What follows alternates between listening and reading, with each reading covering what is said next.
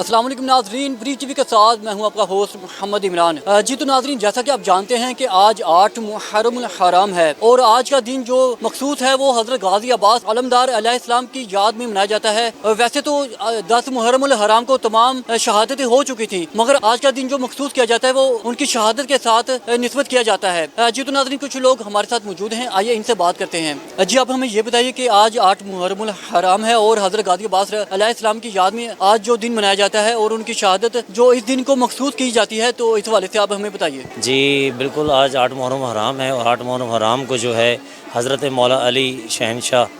کے جو بیٹے ہیں حضرت مولا غازی عباس، جو کہ جن کا لقب باب الحوائج بھی ہے، اس کا مطلب ہے حاجتوں کو پوری کرنے والا دروازہ، اور آپ مولا علی کے شیر خدا کے بیٹے ہیں، اور آپ کی جو والدہ محترمہ ہے ان کا نام بی بی ام البنین ہے، اور امام حسن جو ہیں اور امام حسین جو ہیں یہ بی بی سیدہ فاطمہ الزہرا کے بیٹے ہیں۔ تو حضرت مولا غازی عباس نے ویسے تو کربلا میں 10 محرم کے دن ہی تمام شہداء کی شہادتیں ہوئی ہیں، لیکن 8 محرم کو یہ دن مخصوص ہے 8 محرم کا، کہ اس دن حضرت مولا غازی عباس کی شہادت کا دن منایا جاتا ہے، اور ان کی یاد کو تازہ کرنے کے لیے کہ وہ نہر فرات پر جو ہے وہ جناب سکینہ سلام اللہ علیہ کے لیے مشکیزہ بھرنے گئے تھے اور علم ساتھ لے کر گئے تھے۔ اسی علم کی یاد میں ہم جگہ جگہ نگر نگر گلی گلی پوری دنیا میں شبیہ علم جو ہے وہ برآمد کرتے ہیں، تاکہ دنیا والوں کو یہ پتہ چلے کہ یہ وہ علم ہے کہ جس نے دین کی خاطر قربانی دے دی۔ حضرت مولا غازی عباس نے یزیدیت کے آگے سر نہیں جھکایا، اتنی بڑی قربانی دے دی، شہادت کا نذرانہ پیش کر دیا، لیکن یزید کے مقصد کو ہمیشہ ہمیشہ کے لیے جو ہے وہ کافر کردار تک پہنچا دیا۔ تو آج 8 محرم حرام کو جو ہے وہ مولا غازی عباس کی نسبت سے جو مجالس ہوتی ہیں، مولا غازی عباس کا جو نام ہے جناب سیدہ فاطمہ الزہرا اپنی زندگی میں ہی رکھ گئی تھیں، اور یہ کہا تھا کہ یا علی میرے بعد آپ نے ام البنین سے نکاح کرنا ہے، یعنی بیوی پہلے ہی بتا گئی تھی کہ فلاں بیوی سے آپ نے نکاح فرمانا ہے تو اللہ تعالیٰ آپ کو ایک بیٹا عطا کرے گا اور اس کا نام عباس ہوگا۔ اور سب سے بڑی عظمت یہ ہے حضرت مولا غازی عباس کی، آپ کی کنیت جو ہے ابو الفضل بھی ہے، اور آپ کو باب الحوائج بھی کہتے ہیں۔ باب الحوائج کا مطلب ہے حاجتوں کو پوری کرنے والا دروازہ۔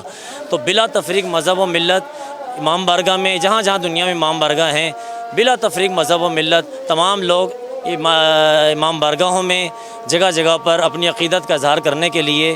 یہاں پر جو ہے وہ اپنی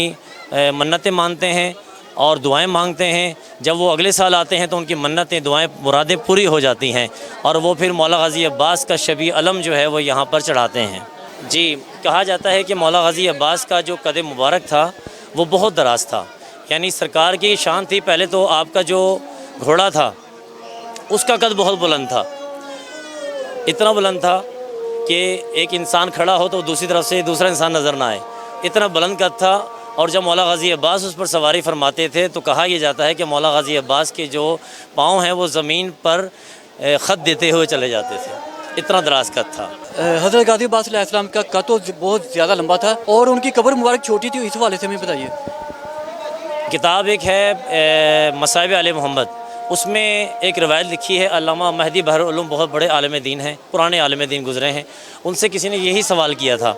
کہ مولا غازی عباس کے بارے میں ہم نے سنا ہے کہ ان کا قد مبارک بہت بلند تھا، تو پھر ان کی قبر چھوٹی کیوں ہے؟ تو یہ سن کر علامہ مہدی بحر العلوم اتنا روئے کہ دیواروں میں ٹکرے مارنا شروع کر دیں۔ تو انہوں نے کہا، سائل نے پوچھا کہ آپ سے میں نے کوئی غلط سوال کر لیا ہے؟ کہا نہیں، تو نے سوال بالکل ٹھیک کیا ہے، لیکن تو سوچ کہ جس شہید کا ہدف 4000 تیر ہوں اس کا جسم کتنے ٹکڑوں میں تقسیم ہونا چاہیے، یہ اس کی وجہ ہے، اس لیے سرکار کی جو قبر مبارک جو ہے وہ چھوٹی ہے۔ جی تو ناظرین، آپ نے علامہ سید عمران حیدر آبدی صاحب کی رائے جانی۔ اسی کے ساتھ cameraman team Muhammad Salman کے ساتھ Muhammad Imran, Breach TV, Faisal آباد۔